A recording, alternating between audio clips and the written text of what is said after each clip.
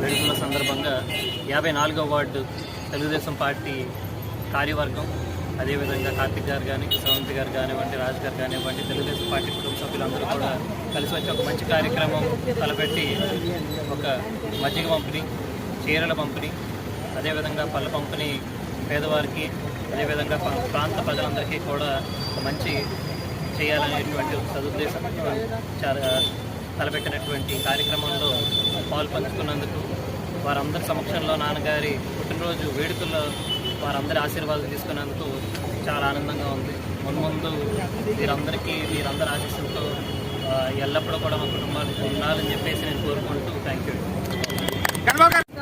ఈరోజు 54వ వార్డులో మన పశ్చిమ నియోజకవర్గ శాసనసభ్యులైనటువంటి ఘనబాబు గారి బర్త్డే సందర్భంగా ఇక్కడ 54వ వార్డులో అతని బర్త్డే గ్రాండ్గా నిర్వహించడం జరిగింది. ఇక్కడ కేక్ కటింగ్ మరియు చీరల పంపిణీ, మజ్జిగ అన్నీ ఇవ్వడం కూడా జరిగింది. వాళ్ళ తోడుగా అయినటువంటి మౌర్య గారు వచ్చారు.